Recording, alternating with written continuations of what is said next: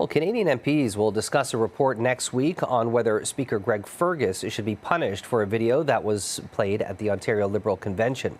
The House voted unanimously in favor of a Conservative motion to have parliamentary committee study the controversy. Fergus appears in the video wearing his ceremonial robes and thanks outgoing Ontario Liberal interim leader John Fraser for his service. Well, he has since apologized, but says acknowledging the accomplishments of a colleague shouldn't be considered partisan.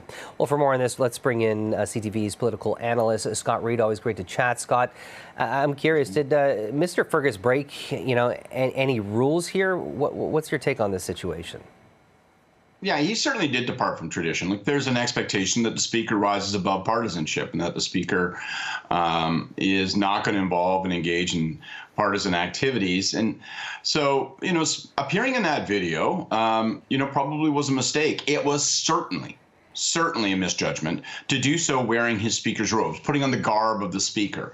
And, I think a more full-throated apology probably would have been in order. It was really kind of a mealy-mouthed apology. Well, I guess I'm sorry since people are raising a stink over it, but I didn't really do anything wrong. So that was his first strike. And then he's in the United States meeting with the speaker while his own fate is being debated by members of parliament, which probably again showed misjudgment. It's important for him to be in the United States, and meeting with the former speaker certainly is a defensible thing, but it had a bad look. It's just the wrong thing. It seemed like you were taking the concerns of the members of parliament a little lightly if you weren't even in the House for the discussion. What would come from this parliamentary committee study? What would the results of this be, and what would change? Yeah, I think he's shown poor judgment. I don't think it's a firing offense. That's my take. I think there's a range of options available. They can. The members of parliament had said, the procedures in House Affairs Committee, they could determine that he should be asked to resign. They can determine that he should be, sanctioned. They basically just call him out.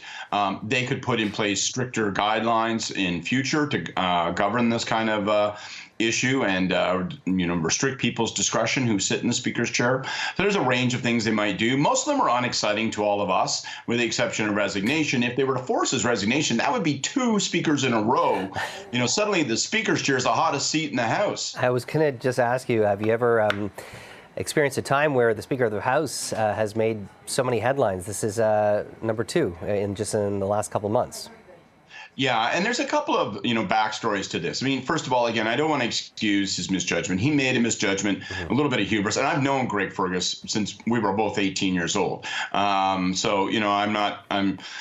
don't say that with glee, but I do think it was a misjudgment. That being said, there's also, Andrew Scheer's, the Conservative House leader. He used to be the Speaker, and he got in trouble years ago because as a Speaker, he hired his sister-in-law, which is against the rules. He ended up having to sack her when that came to light.